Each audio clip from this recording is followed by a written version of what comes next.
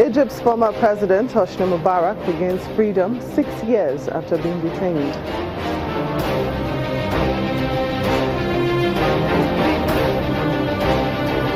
Libyan authorities deport 162 illegal Nigerian migrants as part of a voluntary return program.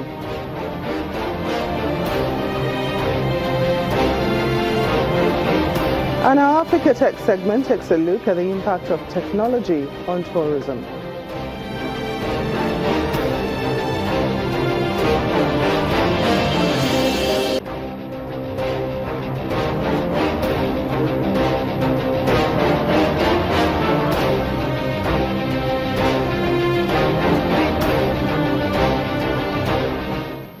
Hello and welcome to the program. I'm Temitope Fagbimi.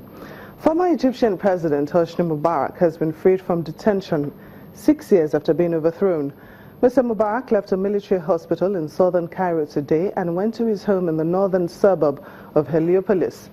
Egypt's top appeals court ordered his release earlier this month after clearing him over the deaths of protesters in the 2011 uprising. 88-year-old Mubarak became president in 1981 after ex-leader Anwar Sadat's assassination. Mr. Mubarak had been at Mahdi Military Hospital since 2013 when he was transferred there on bail from Tora prison. The Gambia's government has announced that it will set up a Truth and Reconciliation Commission and offer compensation to victims of human rights violations under former President Yahya Jammeh. Justice Minister Abubakar Tambado says a search is already on to find people who could work as commissioners. The minister asked that they could meet within 6 months and public hearings could start within a year. Meanwhile, a publicity campaign will be launched to let people know about the commission. Rights groups have accused President Jammeh, who left power in January after governing for more than 20 years, of abuses, including killing, torturing, and imprisoning opponents. The United States has warned South Sudan's government that preventing humanitarian aid workers from reaching parts of the war-torn state that are suffering famine could amount to deliberate starvation tactics. A civil war erupted in 2013 when President Salva Kiir, an ethnic Dinka, fired his deputy Riek Machar in Nuer, who has fled and is now in South Africa. The United Nations has declared a famine in some parts of South Sudan where nearly half the population, some 5.5 million people, face food shortages. But the country recently hiked work permit fees 100-fold for foreign aid workers to $10,000. While President Kiir's statements regarding his intention to hold a national dialogue are welcome, they are not convincing in the context of ongoing hostilities, the absence of consultation with key stakeholders, the systematic curtailment of basic political freedoms and restrictions on humanitarian access, and the growing fragmentation of both sides of the conflict. The famine is not a result of drought. It is the result of leaders more interested in political power and personal gain than in stopping violence and allowing humanitarian access.